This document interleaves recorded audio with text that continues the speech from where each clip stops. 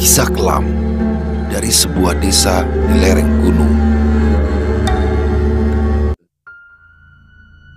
Perbedaan pendapat seharusnya bisa diatasi dengan cara bermusyawarah. Tidak perlu ada tindak kekerasan atau hal yang dapat merugikan banyak orang. Namun nyatanya, bertetangga pun bisa saling membunuh hanya karena berbeda pilihan. Saudara saling adu argumen hingga tidak lagi membukakan pintu rumah untuk kerabatnya. Bahkan untuk menegur sapa bukanlah lagi menjadi sebuah prioritas. Secuil cerita tentang pengalaman pribadiku, di mana teman-temanku hampir saling adu tinju lantaran berbeda pilihan dan pandangan politik. Berhubung aku yang tidak peduli dengan hal demikian, aku pun membiarkan pertikaian mereka dan kuanggap sebagai bahan guyonan saja. Namun naas, temanku yang berbadan tinggi besar dengan tega menghanguskan mata sebelah kiri temanku yang berbadan gempal nan pendek. Ironinya, mereka tinggal satu atap dan hanya berbeda kamar saja. Entahlah, kadang aku merasa heran. Hal yang seharusnya menjadi bahan pembicaraan dewasa yang waras justru menjadi malapetaka untuk sebagian orang. Ada yang berkata, politik lebih kejam dari pembunuhan. Ternyata hal demikian kadang benar. Tidak hanya pada zaman sekarang di mana fitnah memfitnah sudah menjadi konsumsi masyarakat luas. Beradu ketegangan di saat perdebatan hingga serang menyerang bukanlah menjadi soal. Hal demikian sudah terjadi sejak zaman dahulu, bahkan sebelum pemerintahan ini terbangun. Namun, ini bukanlah cerita tentang manusia saling beradu jotos sebelum mencoblos.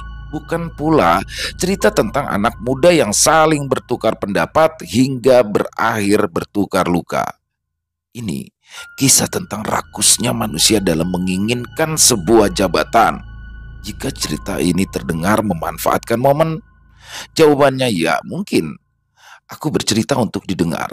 Namun, jadikan cerita ini sebagai pembelajaran bahwa manusia rakus nan bengis tidak hanya tercipta dari hayalan produser film atau penulis melankoli saja. Bukalah mata dan telinga, lihat sekeliling kita. Calon-calon bangkai itu masih berserakan menapaki dunia. Dan kisah ini sudah cukup lama. Bahkan kala itu aku pun belum lahir, kisah ini dari mendiang kakekku. Hal mengerikan pernah terjadi di sebuah desa di lereng gunung Pulau Sumatera. Desa itu bernama Tunggalsari. Semua bermula pada saat kepala desa sebelumnya yang bernama Kasman mendadak meninggal dunia.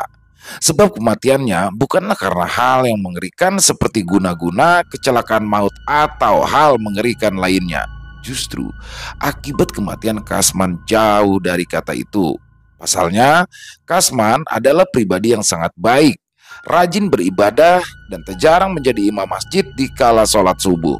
Dermawan dan santun menjadi daya tarik Kasman bagi banyak orang. Namun, ajal menjemputnya saat ia mengumandangkan takbir terakhir pada saat sholat subuh. Ya, saat itu dia sedang mengimami beberapa jemaah yang ada di masjid. Jelas, warga sekitar merasa kehilangan sosok pemimpin yang selama ini mengayomi warga desa Tunggalsari, terutama para janda yang ditinggal suaminya, baik mati atau kabur bersama perempuan lain. Pasalnya, Kasman sangat memperhatikan kehidupan para janda tua di desa itu, tentunya terkait masalah kesehatan dan ekonomi. Hilangnya kekosongan pada pemerintahan di desa membuat beberapa orang di antaranya ditunjuk sebagai pemimpin. Awal mula hanya satu orang yang ditunjuk sebagai pemimpin desa itu. Dia adalah Untung, pengusaha beras yang terkenal tegas. Karena menjadi seorang pemimpin di desa Tunggalsari tidaklah hanya dibutuhkan kejujuran, amanah, dan kebaikannya lainnya saja, tapi harta bendanya juga harus bisa menutupi pemimpin dari tindak kejahatan korupsi. Bayangkan, jika ada orang miskin mendadak menjadi seorang kepala desa, lalu tiba-tiba menjadi kaya, tentu saja akan menjadi bulan-bulanan para ibu-ibu nyinyir di sore hari, dan fitnah akan terus menghantui setiap langkah kakinya. Meski pada hal yang sebenarnya kekayaan itu didapat dari hasil kerja kerasnya, mendapat upah dari pemerintah pusat atau bisnis sampingannya. Dengan demikian, pesta pun bisa dimulai. Malam ketujuh, setelah pemakaman Kasman, dilakukanlah sebuah musyawarah yang hanya dihadiri oleh pejabat-pejabat desa saja dan beberapa warga yang diperlukan hadir seperti tetua. Sepertinya yang sudah dikatakan bahwa Untung adalah pengganti atau penerus jabatan kepala desa. Namun, berdasarkan cerita yang terdengar, malam itu muncul 3 nama baru untuk bisa dicalonkan sebagai kepala desa: Madin, Sutrisno, dan juga Subagio.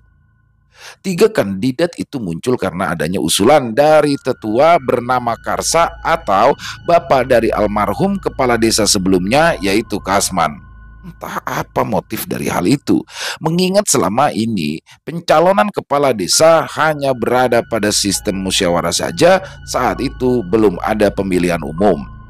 Barang siapa hidupnya hanya menjadi warga biasa dan tidak pandai mengambil hati para pejabat desa, maka bisa dipastikan seumur hidupnya dia tidak akan dilirik oleh pemerintahan desa.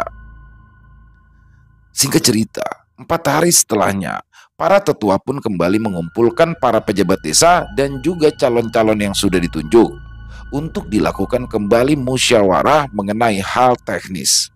Kepala desa akan terpilih dengan cara diambil suaranya dari setiap kepala keluarga yang nantinya juga akan memungut suara dari keluarganya sendiri, dan suara dipungut satu persatu dengan cara door to door.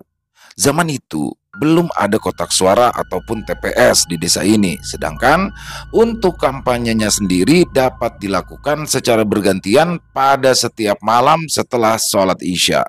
Kampanye hanya boleh dilakukan 1 kali, namun jika terdapat jumlah suara yang setara, maka akan dilakukan kembali kampanye kedua dengan cara yang sama dan dilakukan pemungutan suara seperti semula.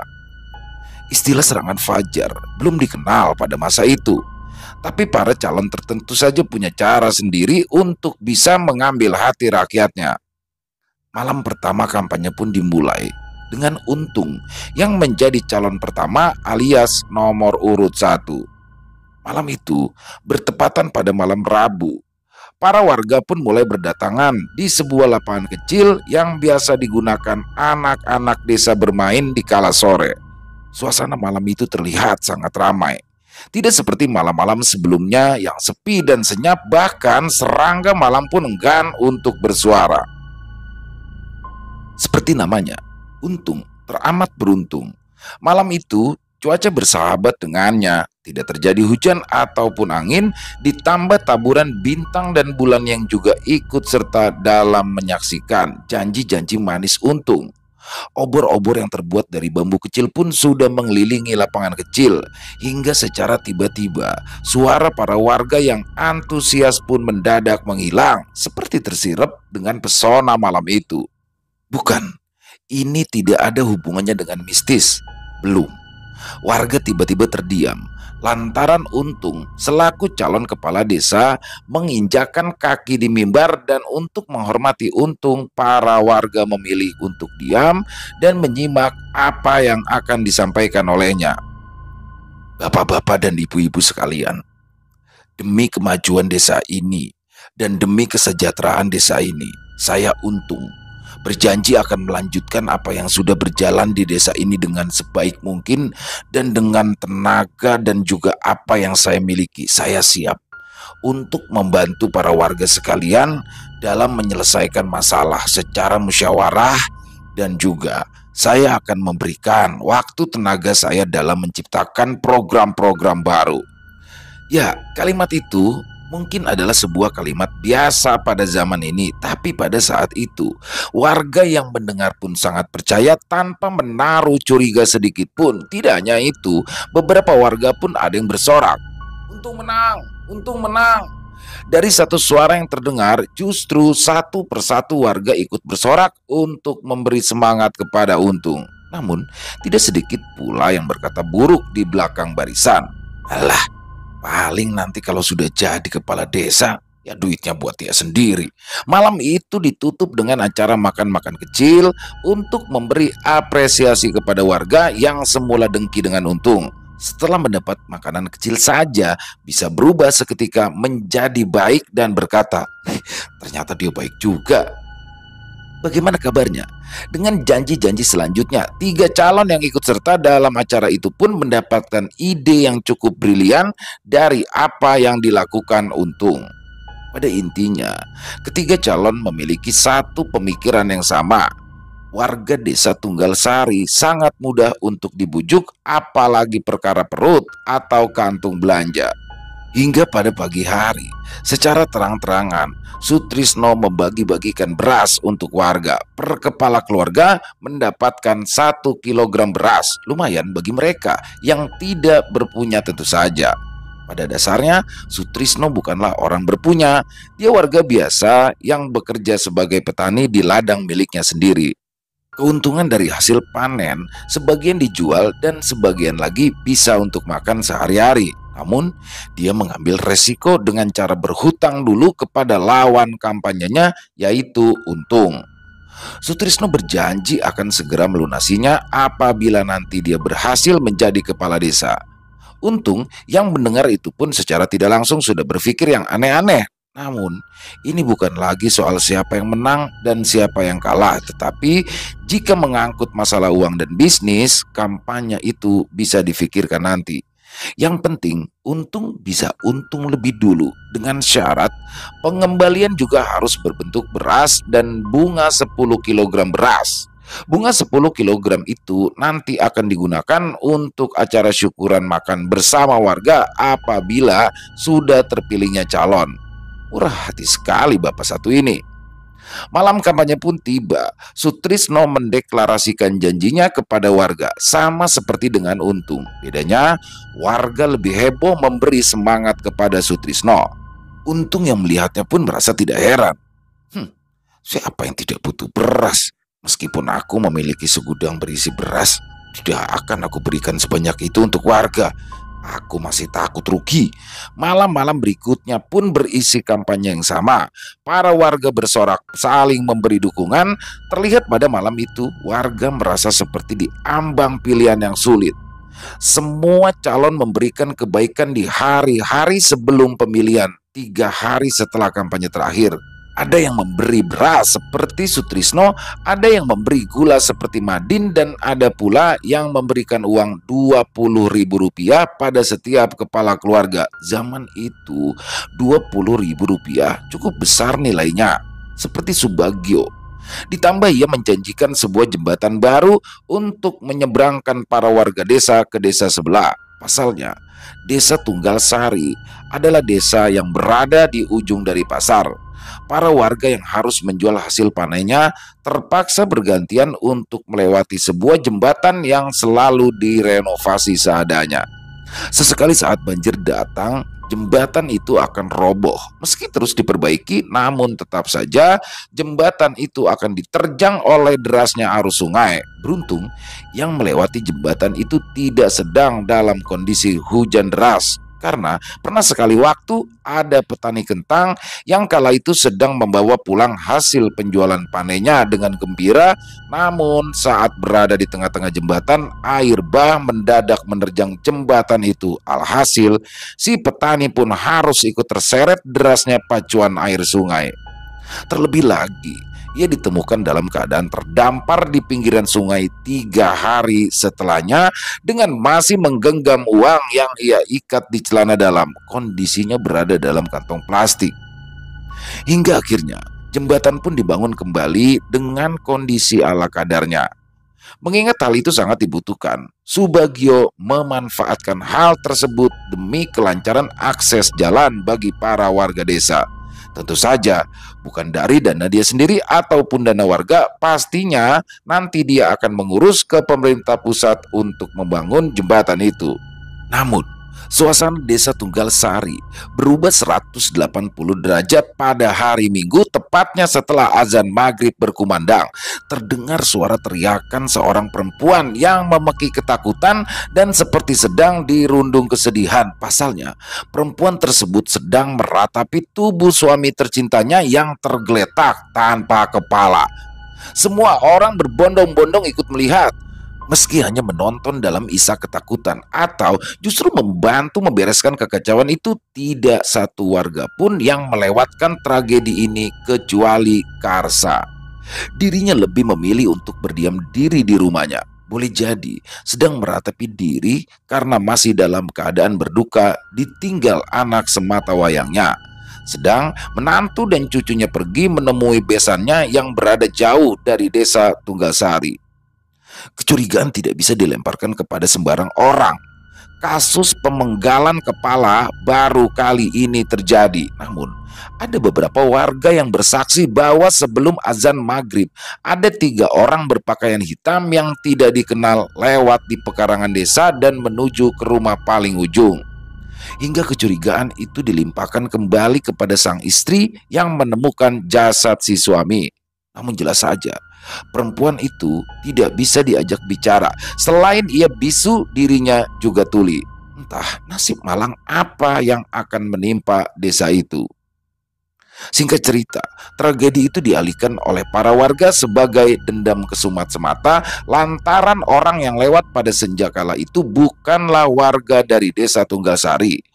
Orang-orang berkata bisa saja korban merupakan peminjam uang terhadap juragan yang terkenal bengis di desa sebelah. Dugaan demi dugaan terus dilontarkan, sampai akhirnya sehari sebelum hari pemilihan tiba, sebuah tragedi mengerikan terjadi lagi. Pagi, setelah sholat subuh secara berjamaah, kabar kehilangan berkumandang dengan kentongan. Kentongan itu membangunkan para anak-anak kecil yang sedang tertidur lelap dan juga ibu-ibu yang tidak sholat jamaah. Pasalnya, 2 anggota keluarga calon kepala desa menghilang secara misterius. Mereka adalah keluarga Untung dan juga Subagio. Dimulai dengan kejadian pemenggalan kepala suami si bisu, dan sekarang menghilangnya keluarga Untung dan Subagio yang masih menyisakan misteri keduanya, membuat para warga menjadi takut dan menaruh kecurigaan kepada 2 dari calon kepala desa, Madin dan Sutrisno. Tapi kecurigaan itu terbantahkan atas alibi mereka berdua. Subuh itu, keduanya juga mengikuti sholat subuh secara berjamaah. Hilangnya Subagio dan Untung sungguh sangat menyimpan misteri yang mendalam bagi para warga. Bagaimana tidak? Mereka berdua berantusias untuk menjadi pemimpin desa. Namun, sehari sebelum dilaksanakannya pemilihan, justru keduanya menghilang. Semua baju dan hartanya lenyap, tak bersisa kecuali rumah Untung yang masih menyisakan beberapa karung beras. Alhasil, tanpa menunda waktu pemilihan, Karsa yang dipercaya sebagai tetua di sana tetap memerintahkan untuk melaksanakan pemungutan suara seperti yang sudah dijadwalkan di awal. Para warga diminta untuk tetap berada di rumah karena setelah sholat maghrib akan ada petugas desa yang berkeliling mengetuk pintu rumah warga satu persatu untuk mengambil suara. Setelah suara selesai diambil, para pejabat desa pun mulai menghitung suaranya. Di sana tidak ada Madin dan Sutrisno, hanya ada 3 pejabat desa dan juga Karsa. Hasil pemilihan itu akan disampaikan esok malam setelah sholat Isya. Hari pun berganti, warga berbondong-bondong menuju ke lapangan kecil desa dengan antusias, seakan lupa atas tragedi yang baru saja menimpa desa mereka. Mereka tidak lupa, mereka hanya tidak mau memikirkannya. Suasana malam itu tentu saja terasa lebih mencekam dari malam sebelumnya. Tidak ada satu warga pun yang berani berdiam diri di rumah. Mereka justru takut kalau mereka berada di rumah, justru mereka yang akan menjadi korban selanjutnya.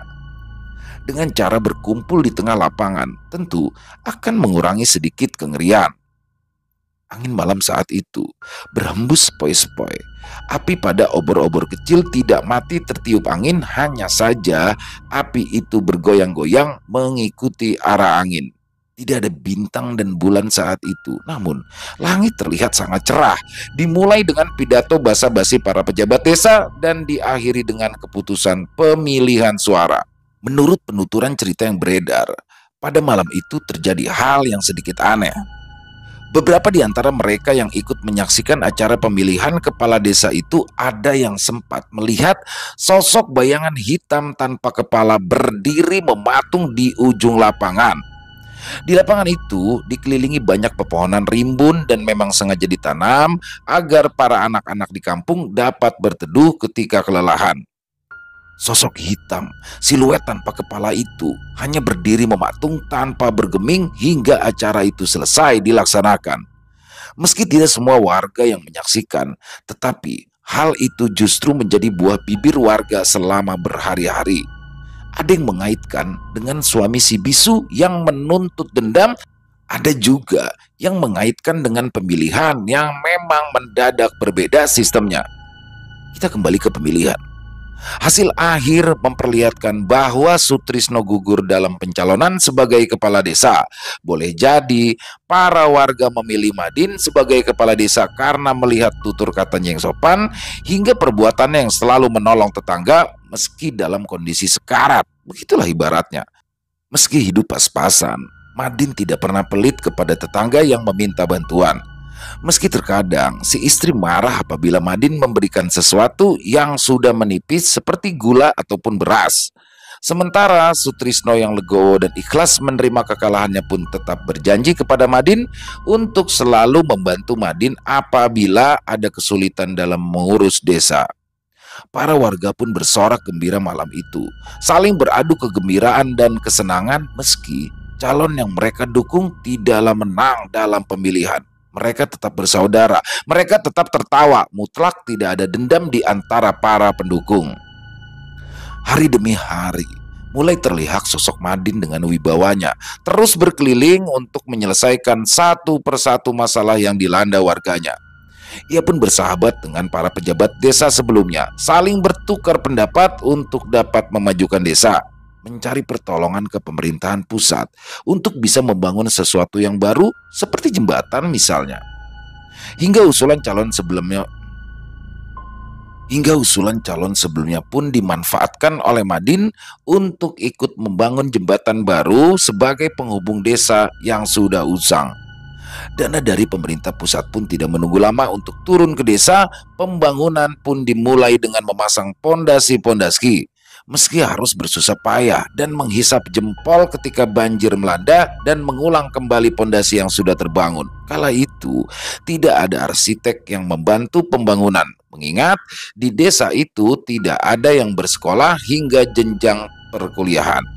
Para pemuda-pemudi yang sudah tamat SMA atau SMK pun lebih memilih untuk mencari peruntungan di kota besar daripada harus mengurus desa dengan segala drama yang ada. Jadilah mereka yang tinggal di desa itu membangun jembatan secara bergotong royong. Tragedi mengerikan yang sempat terjadi kini sudah mulai dilupakan orang. Warga beranggapan Untung dan Subagio memang tidak siap untuk kalah, berhenti sampai di sana. Sementara mendiang suami si bisu tidak pernah lagi menjadi buah bibir warga, ia pun memutuskan untuk pindah daripada menjadi gunjingan warga. Meski dia juga tidak bisa mendengar itu, tapi hatinya tentu tahu suami tercintanya selalu dibicarakan ketika ia melintas. Wallahu alam. Sutrisno kembali pada pekerjaan sebagai petani kentang seperti biasa. Setiap pagi pergi ke ladang dan pulang ketika senja sudah menyapa mata. Namun, tak ada angin, tak ada hujan. Desa itu seakan disambar petir di siang bolong. Pasalnya, pagi itu Madin beserta anak dan istrinya mendadak menghilang secara misterius, seperti halnya Untung dan Subagio. Kemana perginya Madin? Asumsi liar mulai bermunculan, seperti Madin melarikan uang pembangunan jembatan. lantaran lelah hidup susah. Ada pula yang beranggapan bahwa Sutrisno membunuh seluruh keluarganya karena tidak terima kalah dalam pemilihan kepala desa. Namun, asumsi itu menggiring pada opini yang kedua. Ya, Sutrisno diduga sebagai biang dari kekacauan. Ditambah lagi, salah satu warga yang bernama Sarif tiba-tiba lari tunggang langgang menghampiri para warga yang kala itu sedang sibuk beradu asumsi. Kemana hilangnya Madin? Sarif membawa kabar yang lebih menggemparkan. Dirinya menemukan jasad istri Madin tergeletak tanpa kepala di dekat sumur yang berada tidak jauh dari ladang milik Sutrisno. Sudah bisa ditebak akan kemana arahnya ini. Tanpa basa-basi, warga pun langsung berkerumun di depan rumah Sutrisno yang kebetulan sekali pagi itu masih berada di rumah. Sutrisno jelas sudah mendengar berita hilangnya Madin. Kabar seperti itu tidak akan lama terdengar pada setiap pintu rumah. Dengan jantung yang semakin berpacu, melebihi suara teriakan dari warga yang ada di luar, Sutrisno keluar dengan wajah yang begitu pucat. Jelas ia takut dihakimi oleh warga yang murka. Pagi-pagi kok sudah dibikin emosi. Namun, kegaduhan yang tercipta pagi itu berhasil diredam oleh Karsa yang datang sebagai pahlawan bagi Sutrisno yang mengaku tidak tahu menahu. Bahkan, ia sempat terkejut jika pesaingnya itu mendadak menghilang seperti yang lain. Karsa meminta untuk tetap tenang dalam menyelesaikan masalah, tetapi emosi salah satu warga yang tidak percaya dengan perkataan busuk Sutrisno justru menyulut api pada sumbu kepala warga yang lain. Satu berbicara, semua ikut berkata. Karsa yang melihat itu pun justru sudah tidak berani lagi membela, toh dia juga tidak tahu apa-apa. Mengingat kejadian menghilangnya calon kepala desa sebelumnya juga masih menjadi misteri yang seakan pagi itu terkuak. Sutrisno adalah dalang dari menghilangnya para calon kepala desa. Para warga beranggapan bahwa Sutrisno sengaja membunuh para calon dan membuangnya ke sungai. Amukan itu tidak hanya menjurus kepada Sutrisno saja. Anaknya yang masih berumur 13 tahun dan juga istri tercintanya ikut dalam amukan warga. Selayaknya pasangan yang ketahuan beradu mesra di semak-semak, Sutrisno dihajar oleh warga dan anak juga istrinya diarak untuk dibuang ke sungai. Sama seperti asumsi warga pada calon sebelumnya.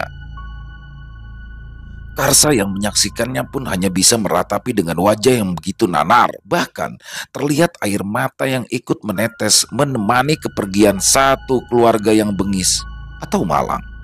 Karsa pun lebih memilih untuk pergi dari sana. Boleh jadi ia tak tega.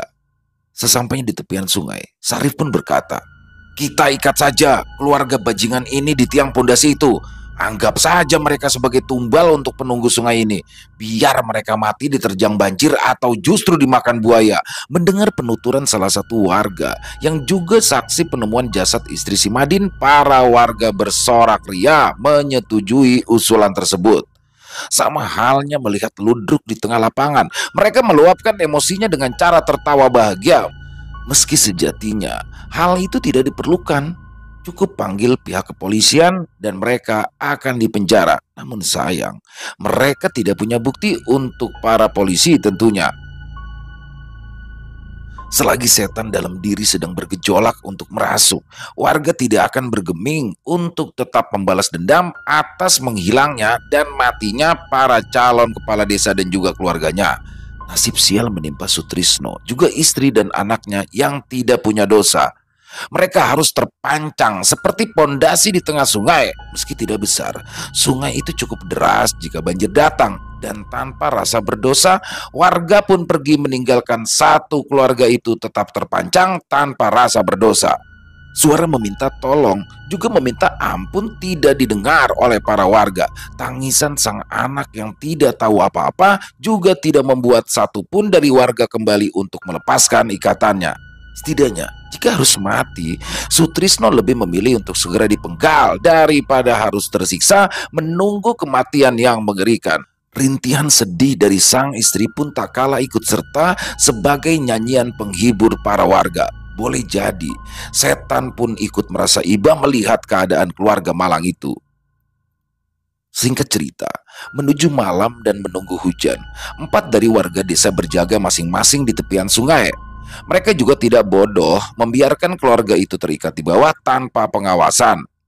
2 dari warga tersebut berjaga agar tidak ada yang melintas ke desa, dan 2 lainnya mencegah anak-anak untuk ikut melihat kondisi keluarga malang itu. Entah sudah dirasuki jin atau setan bengis. Hari itu tidak ada terdengar suara azan, tidak ada yang sholat di hari itu. Sepertinya desa sedang diselimuti oleh angkara murka hingga Tuhan pun tidak mereka ingat.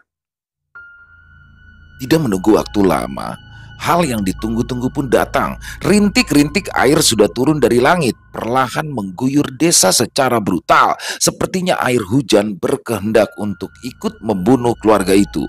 Waktu pun sudah tidak tahu berada pada pukul berapa. Hari gelap sepertinya sudah lama berlalu dan dapat diperkirakan sudah mendekati waktu tengah malam. Satu persatu warga datang membawa daun pisang sebagai payung. Para warga seperti sedang melihat acara kuda kepang atau tari jaipong atau semacam hiburan pada masanya. Sambil menunggu air bah yang datang, suara rintihan lelah dari mulut satu keluarga yang terpancang itu sampai tidak terdengar oleh para warga. Lagi-lagi, Karsa tidak ikut dalam proses penyiksaan ini. Air bah! Suara itu berseru dengan gembira menyambut kedatangan air bah. Terlihat jelas ada keluarga itu menangis memohon untuk segera dibebaskan. Tangisan itu sudah tidak dipedulikan. Bahkan jika ada yang tersadar dan berani melepas ikatan itu, justru beresiko untuk ikut tertelan air bah. Perlahan aliran sungai mulai deras dan juga meninggi, melahap secara perlahan keluarga kecil itu. Dimulai dari anaknya yang lebih dulu tenggelam dan masih terpancang, hingga berakhir dengan sepucuk rambut milik Sutrisno yang terlahap ganasnya air sungai. Entah mengapa, setelah air itu datang, tidak ada sorak bahagia dari para penonton. Mereka terdiam, seakan tersadar.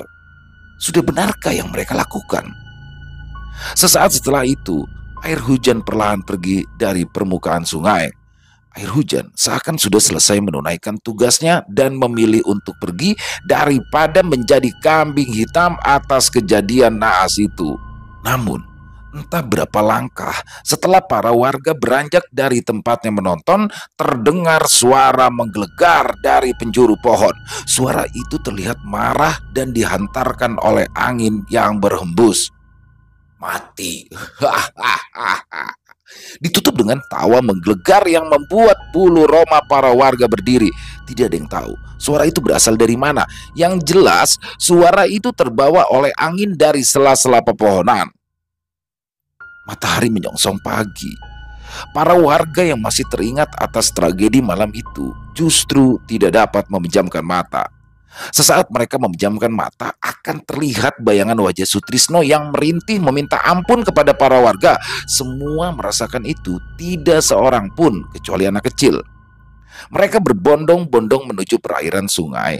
Sesampainya di sana, mereka berharap akan menemukan jasad keluarga Sutrisno, namun seperti sesal memang harus berada di belakang.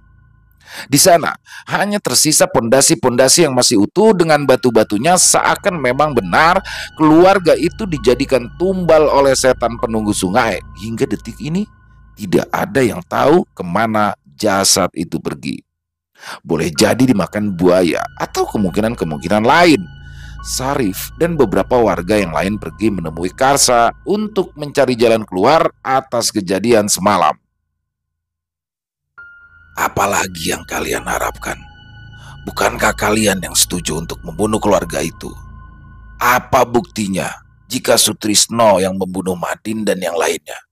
Dan sekarang kalian datang untuk mencari jalan keluar, tutur Karsa dengan wajah datar. Ada 2 jalan keluar dari kejadian semalam. Pertama, kubur hidup-hidup diri kalian di tepian sungai untuk menghormati Sutrisno, atau hidup seolah tidak pernah melakukannya, lanjut sang bijak Karsa. Tentu saja mereka akan memilih untuk melanjutkan hidup. Siapa orang bodoh yang mau mengubur dirinya sendiri? Segila apapun orangnya, ia tidak akan mengubur dirinya sendiri. Jadilah semua kejadian itu dianggap tidak pernah terjadi meski itu semua bohong. Memang hal yang terjadi tidak pernah dibicarakan, tapi tentu saja hal itu menjadi momok menakutkan bagi para warga yang ikut andil dalam eksekusi. Hari demi hari dilalui oleh para warga dengan ketakutan yang amat mendalam. Tak jarang dari mereka dihantui sosok Sutrisno dan keluarga kecilnya. Sosoknya terlihat membiru dan mengeluarkan air dari setiap lubang yang ada pada tubuhnya. Bahkan seluruh warga desa itu menyaksikan kengerian-kengerian itu di setiap malam. Meski memang itu tidak benar-benar Sutrisno, tapi saat itu mereka percaya itu adalah Sutrisno yang menjadi setan. Pembangunan jembatan pun dipimpin oleh Karsa. Secara tidak langsung pun para warga menunjuk Karsa sebagai kepala desa seumur hidup. Mereka tidak mau lagi ada kejadian serupa apabila dilakukannya sistem pemilihan. Karsa pun menyanggupi untuk menerima jabatan itu. Tentu saja di hadapan para warga dia berkata untuk tetap melanjutkan apa yang sudah dijalankan sebelumnya. Anehnya, setelah tragedi itu, tidak ada lagi keluhan dari para warga desa yang ikut membangun jembatan. Meski berkali-kali banjir, tidak pernah ada pondasi yang hancur, pondasi itu hanya terkikis sedikit. Melihat keanehan itu, para warga merasa senang sekaligus takut. Beberapa warga justru mencurigai sesuatu, bahwa adanya proses penumbalan untuk membangun jembatan itu. Tapi siapa pelaku utamanya tidak pernah terfikirkan oleh mereka. Hingga pada suatu hari yang cerah, Karsa memberikan pengumuman kepada para warga untuk membuat acara syukuran di tepian sungai atas rampungnya pembangunan jembatan yang memakan waktu kurang lebih 3 bulan. Selain untuk mensyukuri selesainya pekerjaan pembangunan jembatan yang baru, mereka juga berharap dengan dilakukannya acara syukuran itu tidak akan ada lagi teror dari keluarga Sutrisno yang selalu menghantui para warga setiap malam. Proses syukuran itu berlangsung hikmat. Suasana suka dan cita bercampur rasa bersalah menghiasi malam itu. Bulan purnama yang bulat sempurna pun ikut hadir menerangi acara syukuran tersebut. Angin yang berhembus pelan seakan membuat suasana semakin tenang. Ubur rampe yang sengaja ditaruh di tepian sungai bertujuan untuk menghormati keluarga Sutrisno. Meski terbilang sangat naif, tapi hanya itu yang bisa dilakukan. Akan tetapi, acara syukuran pembangunan jembatan itu menjadi awal terbukanya semua misteri. Pagi hari setelahnya, sosok penemu jasad istri dari Madin mendadak keluar dengan menenteng arit juga kepala manusia. Beberapa warga yang sempat menyaksikan jelas mengenali wajah kepala buntung itu. Ya, itu adalah kepala istri Madin. Tentu saja warga yang melihatnya pun bingung. Bagaimana bisa Sarif menenteng kepala istri si Madin? Bukankah pembunuhnya sudah lenyap ditelan air bah? Sarif meracau tidak beraturan di halaman rumah Karsa. Seraya menenteng-nenteng arit dan kepala, ia terus menyebut-nyebut nama Karsa. "Karsa, keluar kau dari semedimu," kata Sarif sesekali menutup kalimat dengan tertawa. Karsa pun keluar dari rumahnya menuju tempat berdirinya Syarif. Di sana, antara percaya dan tidak, Sarif berkata secara lantang dan tegas bercampur dengan air mata yang terus mengucur deras. "Aku sudah tidak kuat menanggung dosa yang tua bangka ini buat. Dia adalah dalang dari kematian semuanya. Untung dan keluarganya mati dipenggal untuk persembahan setan penunggu jembatan. Semuanya sama. Aku sudah tidak mau ikut dalam rencana kotormu." "Parat!" tutur Syarif dengan tegas dan dilanjutkan dengan, "Maafkan aku. Aku sudah tidak kuat. Maafkan aku," lanjutnya sambil menangis. Dan tak lama setelah itu, Syarif mengalungkan aritnya di lehernya sendiri dan mulai menggorok. Tak perlu waktu lama, darah pun menyembur dengan sangat deras. Para warga pun berhamburan takut melihatnya, terutama ibu-ibu yang menyelamatkan mata anaknya dari pemandangan mengerikan itu. Jelas saja, setelah mendengar itu, para warga pun memandang bengis ke arah Karsa. Namun nyatanya, Karsa justru menatap balik mereka, matanya melotot seakan sudah siap untuk melawan pukulan-pukulan dari para warga. "Kalian pikir Aku rela melihat anakku tiba-tiba mati dan meninggalkan jabatan. Hah? Harusnya kalian memilih aku sebagai penerus. Aku ini bapaknya. Aku tahu betul tentang rencananya. Aku yang selalu kalian cari dari masalah yang kalian hadapi. Merasa takut atau entah karena energi apa yang keluar dari tubuh Karsa, para warga justru beringsut mundur menjauhi Karsa yang masih terus melotot. Seakan itu bukan Karsa yang dikenali warga. Wajah sosok itu sangat bengis. Tak ada pancaran tenang di wajah Karsa seperti biasanya. Ada hal yang mengerikan yang membuat para warga pergi meninggalkan Karsa. Berbanding terbalik dengan apa yang terjadi pada saat di halaman rumah Sutrisno, para warga yang terlihat murka sekarang justru seperti anak-anak domba yang melihat serigala. Mereka meninggalkan Karsa di sana. Dari kejauhan terlihat Karsa masih mematung di hadapan jasad Sarif yang tergeletak lemah. Dengan ciri khasnya, tangan yang berada di belakang, Karsa meninggalkan jasad Sarif di halaman rumah. Tak lama setelah kejadian itu, tidak ada yang keluar dari rumah. Bahkan untuk sekedar buang air saja, mereka harus menampung di daun pisang yang sudah dikumpulkan secara serampangan. Gangguan demi gangguan terus menghantui para warga. Keluarga Sutrisno terus saja mengganggu para warga, tapi nasi sudah menjadi bubur. Tak ada lagi yang bisa dilakukan selain meminta ampun pada Yang Maha Kuasa. Namun, selama berhari-hari pun, warga yang mengintip keluar tidak pernah melihat Karsa berjalan di luar rumah. Jasad Sarif pun masih tergeletak dengan kepala buntung yang menemaninya, dan sesekali dihinggapi lalat yang berterbangan, sepertinya daging itu sudah mulai membusuk. Kesunyian melanda desa itu. Suara hewan pun seakan takut mendekati desa tersebut. Hidup dengan rasa takut yang teramat gila membuat satu persatu dari mereka yang tidak memiliki keluarga memilih untuk mengakhiri hidupnya, baik dengan cara gandir atau justru mati menggunakan celuritnya. Beberapa dari mereka juga ada yang menjadi gila dan mati mengenaskan di tepian sungai. Namun, para warga yang memiliki anak kecil justru memilih untuk pergi dari neraka itu. Salah satu di antaranya sempat menilik ke rumah Karsa, namun yang ditemukan hanyalah tubuhnya yang mulai menjadi gila, tertawa sendiri di ujung bilik kamarnya. Mereka yang memutuskan untuk pergi pun segera meninggalkan desa dan menuju ke kota atau justru menyusul anak-anaknya yang merantau. Selesai. Wow, keren banget kisahnya. Kisah dari Mas Yudarian, salah satu penulis muda berbakat asal Pulau Sumatera ya, Mas Rian. Aduh, keren banget kisahnya beneran. Dan ini plot twistnya dapat banget ya. Ternyata pelaku dari semua teror, dari semua kejadian yang cukup menyenangkan itu adalah Pak Karsa. Yang mana Pak Karsa sendiri adalah orang tua dari Kades yang meninggal di awalnya. Nggak nebak banget.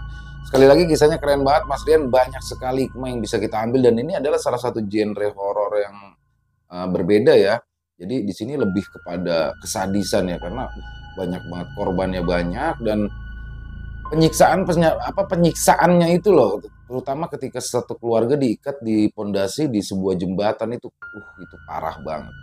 Dan semoga hal seperti ini tidak terjadi lagi ya, karena ini adalah based on true story dari kisah nyata, dan mungkin buat teman-teman yang tahu tempatnya ya pasti pernah mendengar itu. Tapi memang di sini Mas Rian sendiri minta untuk nama tempat semua disamarkan. Nah, tapi kembali lagi untuk percaya dan tidak percayanya kami kembalikan kepada para pendengar. Dan sedikit tadi di prolog ya, ada kata-kata prolog awal ya, di awalnya itu menyangkut, mungkin sebagian teman-teman ada yang menganggap bahwa ini menyangkut politik nih.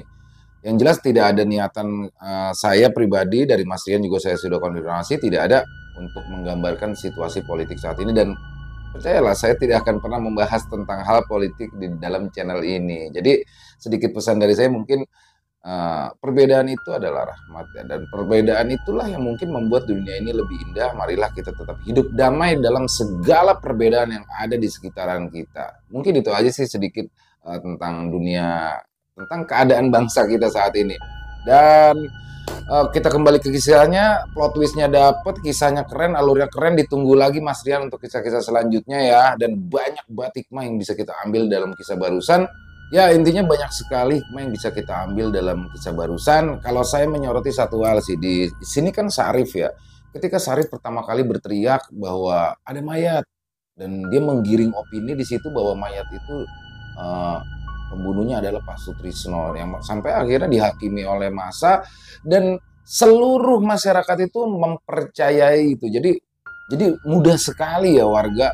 Dan di akhirnya juga sama ketika Syarif mengatakan berteriak-teriak di depan rumah Pak Karsa bla bla bla bla, dan warga pun langsung percaya. Jadi pelajaran yang penting yang bisa kita ambil, janganlah pernah kita mudah percaya hanya dengan informasi yang kita dapatkan dari satu sumber atau dari satu orang. Jadi mencoba tabayun, mencoba memilah-milah dan mencari sumber yang lain. Dan kalau memang nggak penting ya udah kita nggak usah urusin sih.